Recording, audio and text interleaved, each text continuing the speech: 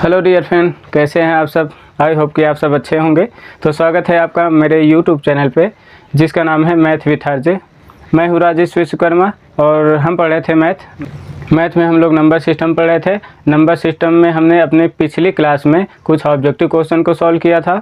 आज भी हम लोग अपने कुछ इंपॉर्टेंट ऑब्जेक्टिव क्वेश्चन को सॉल्व करेंगे। तो आज का सेशन बेहतरीन होने वाला है, तो प्लीज़ वीडियो पे लास्ट तक बने रहिएगा।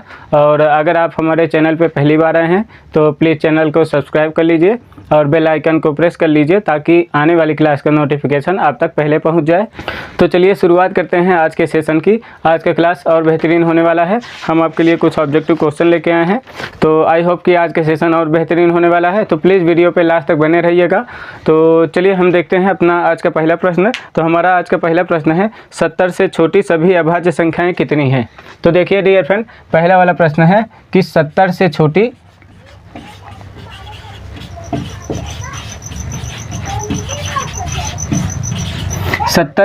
सभी अभाज्य संख्याएं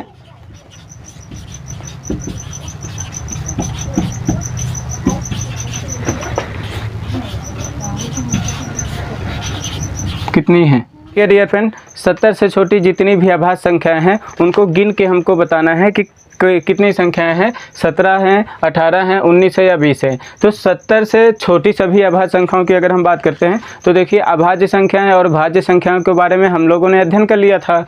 तो चलिए देखते हैं कौन कौन सी अभाज्य संख्याएं हैं। और ये जो क्वेश्चन है इसका PDF जो है आपको डिस्क्रिप्शन बॉक्स के में मिल जाएगा। उसमें हम एक लिंक ऐड कर देंगे PDF का, वहाँ से आप इस क्वेश्चन को देख सकते हैं। तो देखिए 70 से छोटी जितनी भी अभाज्य संख्याएं हैं, अगर उनको हम देखते हैं तो कौन कौन सी संख्याएं मिलेंगी। तो देखिए सबसे पहली संख्या मिलेगी 2 यानी 2 के बाद मिलेगा 3 के बाद मिलेगा 5, 7 के बाद मिलेगा आपका 11 के बाद 13 के बाद मिलेगा आपका 17, फिर 19 और 19 के बाद मिल जाएगा आपका 23 के बाद आपका मिल जाएगा 29 के बाद 31 के बाद मिल जाएगा आपका 37 के बाद मिल जाएगा आपका 41 के बाद मिल जाएगा आपका 43 के बाद मिल जाएगा आपका 47 के बाद मिल जाएगा आपका 51। तो कट जाता है, ये अभाज्य संख्या नहीं। ये मिलेगा आपका 51 के बाद 53 मिलेगा, 53 के बाद मिलेगा आपका 59 के बाद मिलेगा आपका 61 के बाद मिलेगा आपका 67 नहीं, 3 से नहीं कटेगा। हाँ 67 के बाद में, अच्छा 70 से छोटा पूछा था, 70 से छोटा पूछा था तो यहाँ 2 से शुरू किया हमने, 67 पे गए। अब देखिए गिनते हैं इसको कितनी संख्याएं हैं। 1 2 3 4 5 6 7 8 9 10 11 12 13 14 15 16 17 18 19। तो हमारे पास 19 संख्याएं हैं।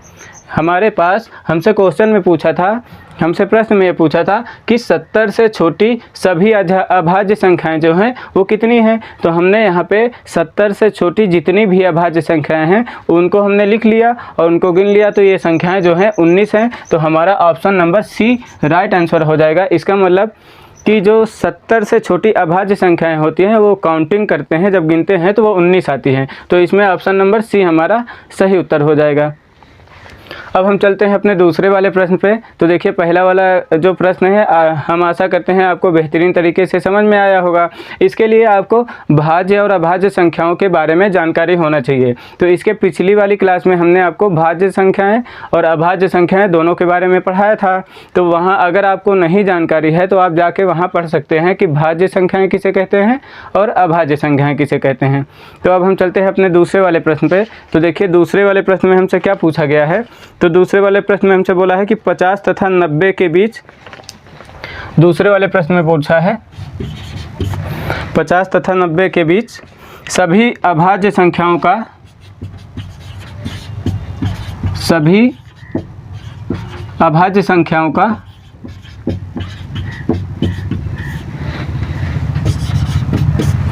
पूछा है 50 तथा 90 के बीच। देखिए डियर फ्रेंड, हमसे पूछा है कि 50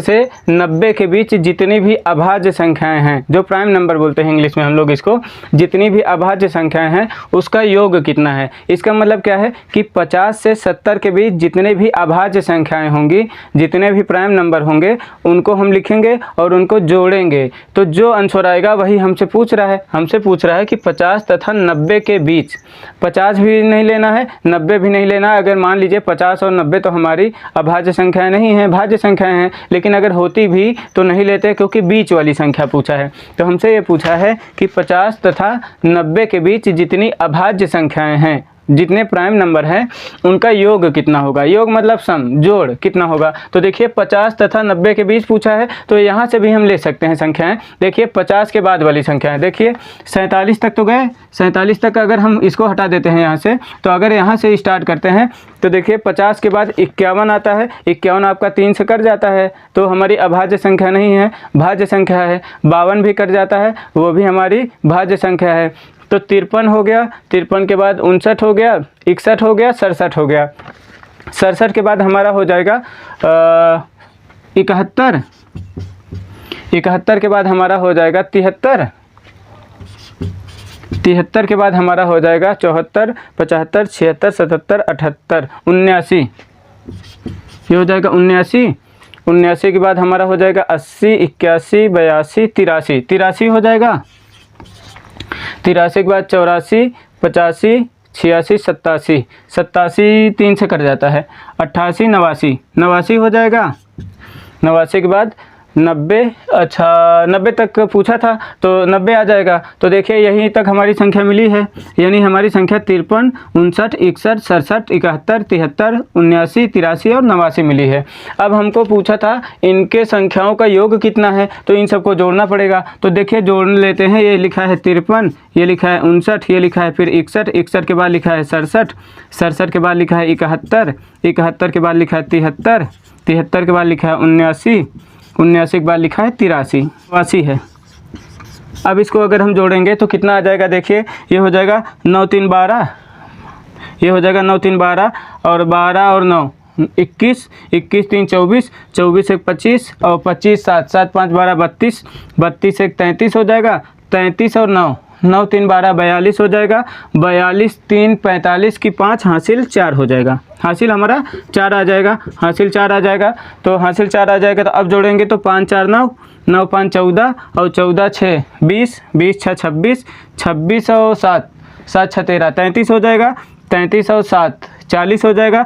40 7 47 हो जाएगा। 47 और 8 8 16 जोड़ना है। 47 और 16 जोड़ना है तो हो जाएगा 7 6 13 3 हासिल 1 4 1 5 1 6 63 आ जाएगा। तो ये हो जाएगा 635। तो हमारा option number D right answer हो गया 635। तो हमसे प्रश्न में ये पूछा था फ्रेंड्स कि 50 तथा 90 के बीच सभी अभाज्य संख्याओं का योग कितना है।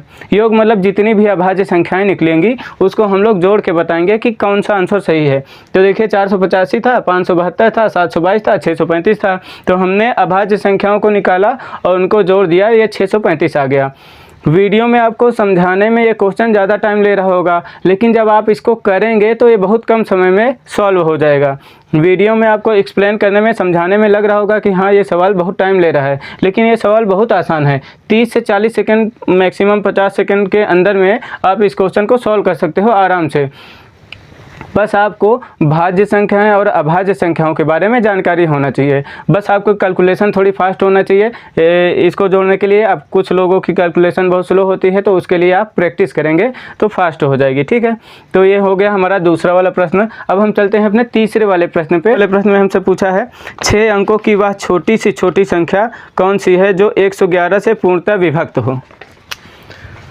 प्रश्न संख्या 3 में पूछा है 6 अंकों की 6 अंकों की वह छोटी सी छोटी संख्या बताइए, यानी 6 अंक की छोटी छोटी संख्या बताइए जो 111 से पूर्णतः विभक्त हो, यानी भाग देने पे पूरी तरह कर जाती हो। ऐसे प्रश्न में सबसे पहले क्या काम करेंगे, इस 6 अंकों की हम सबसे पहले छोटी संख्या लिख लेते हैं। तो 6 अंकों की छोटी संख्या 1 लिख के पीछे 5 बार 0, 1 2 3 4 5। ये हो गई हमारी 6 अंकों की सबसे छोटी संख्या। तो 111 से पहले भाग दे के देख लेते हैं कि कटता है कि नहीं कटता है। अगर कुछ बच जाता होगा तो हम इसमें कुछ जोड़ देंगे। तो देखिए 111 से भाग देंगे तो कितनी बार जाएगा, मान लीजिए 9 बार ले गए तो यहाँ 999 आ जाएगा। 111 का पहाड़ा 9 बार पढ़ेंगे तो 9 एकम 9, 9 एकम 9, 9 एकम 9, 1000 में से 999 घटाएंगे तो 1 बचेगा, बचा, एक बार 0 उतारेंगे। अच्छा अब ये 10 बचा है शेषफल।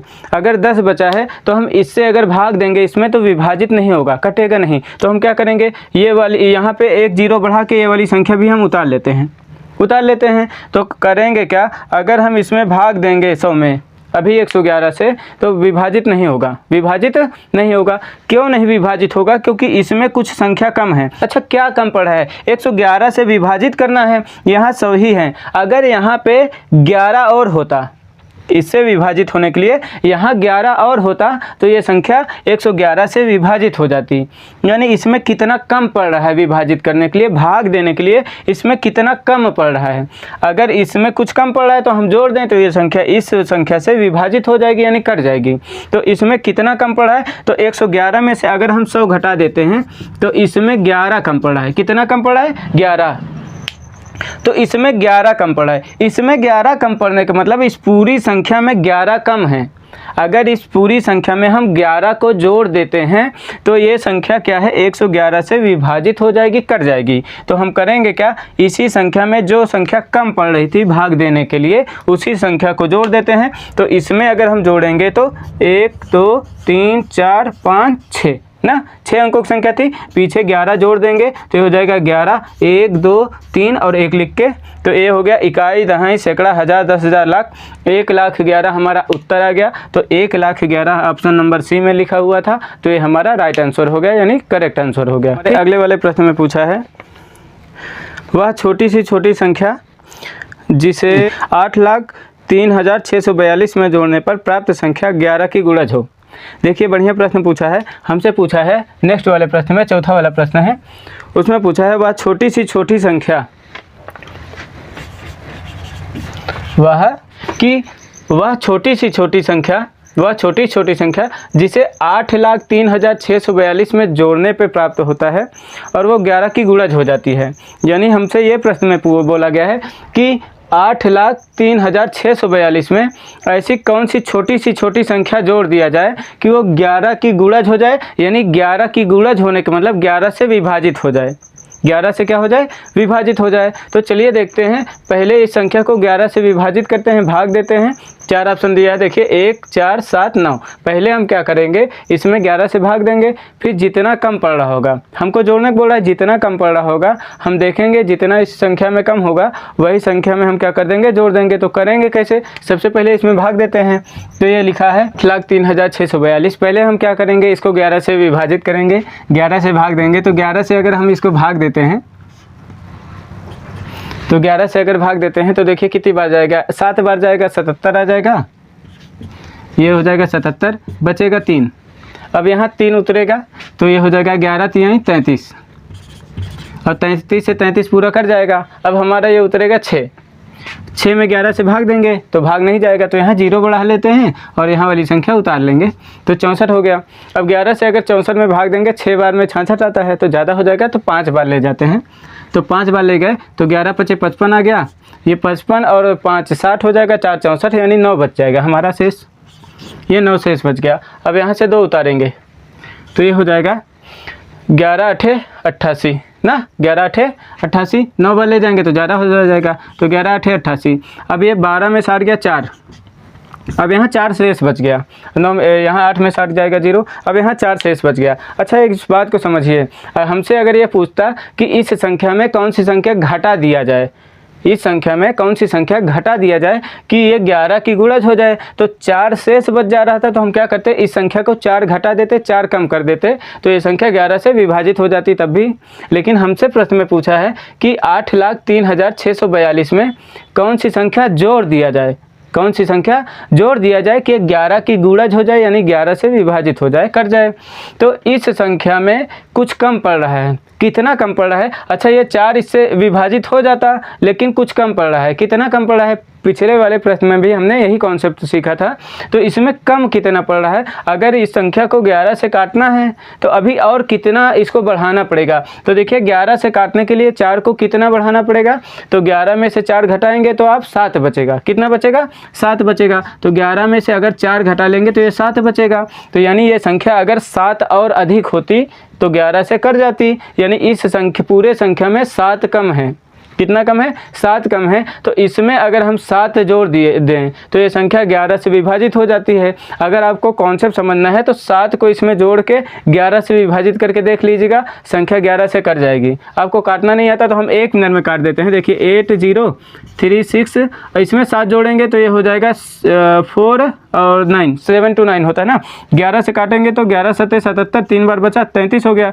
11 3 33 और ये हो जाएगा 11 5 55, यहाँ बचेगा 9, 11 9 99, पूरा कट गया। तो इसका मतलब हमसे पूछा था कौन सी छोटी संख्या इसमें से कौन सी है, तो 7 कम पड़ रहा था। तो हमारा option number A B C, option number C हमारा क्या हो गया, राइट। कि 3 अंकों की वह छोटी सी छोटी संख्या कौन सी है जो 14 से पूर्णतः विभक्त हो। तो अब आपको ये वाला प्रश्न होमवर्क में करना है। देखिए 5वें वाले प्रश्न में पूछा है कि 3 अंकों की वह छोटी सी छोटी संख्या,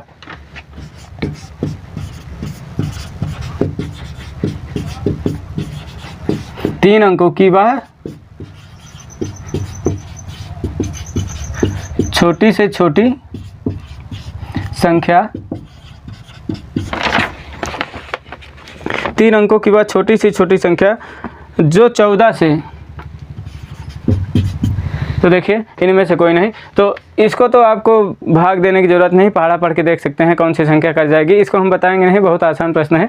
तो हम चलते हैं अपने अगले वाले प्रश्न में। इसको आप लोग होमवर्क में कर लीजिएगा और कमेंट बॉक्स में कमेंट कर दीजिएगा कौन सा ऑप्शन सही है। तो देखिए अगले वाले प्रश्न में हमसे बोला है 5 अंकों की वह बड़ी से बड़ी संख्या ज्ञात करें जो 463 से पूर्णतः विभक्त हो। 5 अंकों की, 6वां वाला प्रश्न है। अगला वाला प्रश्न हमारा बोला है कि 5 अंकों की वह बड़ी से बड़ी संख्या, कि 5 अंकों की वह बड़ी से बड़ी संख्या ज्ञात करिए, 5 अंकों की वह बड़ी से बड़ी संख्या ज्ञात करिए जो 463 से पूरी तरह विभाजित हो जाती है। यानी 463 से अगर हम भाग देते हैं तो संख्या पूरी पूरी कट जाती है। तो देखिए 5 अंकों की बड़ी से बड़ी संख्या आ गई फिर से। इसके पहले हमने आपको बताया था 5 अंकों की सबसे बड़ी से बड़ी संख्या लिखना हो तो क्या करेंगे, 5 बार 9 लिख लेंगे। तो देखिए हम लिखेंगे 5 बार 9, 1 2 3 4 5। अब हम करेंगे क्या, 463 से इसको भाग देंगे, 463 से इसको क्या कर लेंगे, भाग देंगे। तो 463 से अगर इसमें हम भाग देते हैं तो कितनी बार जाएगा, मान लीजिए 4 दूना 800, 2 बार जाएगा क्या, हाँ 2 बार जाएगा। वैसे तो ये हो जाएगा 2 3 6 और ये हो जाएगा 2 6 12 2 हासिल 1 और 2 चौका 8 1 9, 926। अब घटाएंगे तो 9 में से 6 जाएगा, कितना बचेगा आपका, 3 बचेगा। और 9 में से 2 जाएगा आपका, 7 बचेगा। यहाँ से 9 उतारेंगे हम लोग। अब कितनी बार जाएगा, 2 बार जाएंगे तो ज़्यादा चला जाएगा तो 926 ही आएगा। तो इसका मतलब क्या है, 1 बार ले जाएंगे। कितनी बार ले जाएंगे, 1 बार ले जाएंगे। तो 1 बार जब हम ले जाएंगे तो इसमें जब 1 बार ले जाएंगे तो ये हो जाएगा 463। अब इसको अगर हम करेंगे तो ये बचेगा 9 में से 3 जाएगा 6 और ये बचेगा 13 में से 6 जाएगा, 7 6 13 और यहाँ बचेगा 6 में 4 गया 2, यानी 276 बचा है। और 9 यहाँ हम लोग उतार लेंगे, ये वाला 9 उतारे थे, ये वाला 9 उतार लेंगे तो ये हो जाएगा 2759। अब इसमें 463 से भाग देना है तो यहाँ दे लेते हैं 2। तो देखिए 463 से अगर हम कितनी बार ले जाएंगे, 4 6 24, 6 बार जाएगा, 4 6 24 4 7 28, ज़्यादा हो जाएगा 7 बार, 6 बार ले जाके देख लेते हैं। तो 6 बार ले जाएंगे तो ये हो जाएगा 6 3 18 की 8 हासिल 1 और ये हो जाएगा 6 6 36, 36 1 37 की 7 हासिल 3 और ये हो जाएगा 6 चौक 24, 24 3 27। ज़्यादा चला जा रहा है 6 बार में भी, इसका मतलब क्या है 5 बार ही जाएगा। 5 बार जब ले जाएंगे तो ये हो जाएगा, अगर हम 5 बार ले जाते हैं तो देखिए 5 बार 6 बार में ज़्यादा हो जा रहा था तो 5 बार ले जाएंगे तो 5 3 15 5 हासिल 1 तो ये हो जाएगा 5 6 30, 30 1 31 हासिल 3 हो जाएगा और ये हो जाएगा 5 चौक 20, 20 3 23 हो जाएगा। अब ये बचेगा तो 9 में से 5 गया 4 बचेगा, और यहाँ बचेगा 6 में से 1 जाएगा 5 बचेगा, और यहाँ बचेगा 7 में से 3 जाएगा 4 बचेगा, और 2 में से 2 जाएगा 0। अगर इसमें 454 बच गया है, जब बड़ी सी बड़ी संख्या है, अगर 9900 मान लीजिए 99 ये 1 2 3 4 5 मान लीजिए 5 अंकों की बड़ी संख्या है, अगर इसमें हम कुछ भी जोड़ देंगे, एक भी जोड़ देंगे तो ये 6 अंक की हो जाएगी, इसलिए हम इसको जोड़ नहीं सकते इसमें। अब हम करेंगे क्या, इसमें से इसको घटा देंगे। हम क्या करेंगे, इसमें से इसको क्या करेंगे, घटा देंगे। तो देखिए ये लिखा था 1 2 3 4 5 अंकों की सबसे बड़ी संख्या थी, इतना शेष बच गया। आज बच गया है 454। अगर इस संख्या में 454 कम होता तो ये संख्या क्या होती है, इससे पूरी तरह विभाजित हो जाती है। तो इतना अगर हम इसमें घटा देंगे तो ये हो जाएगा 454 घटा देते हैं, ये हो जाएगा 9 में से 4 गया 5, और ये बचेगा 9 में से 5 जाएगा 4, और ये बचेगा 9 में से 4 जाएगा 5, और ये बचेगा 9, यानी ये हो गया 99,545। तो 99,545 ऑप्शन नंबर बी में है, तो ये हमारा राइट आंसर हो गया। आई होप कि आपको ये क्वेश्चन समझ में आया होगा। तो अब हम चलते हैं अपने अगले वाले प्रश्न पे।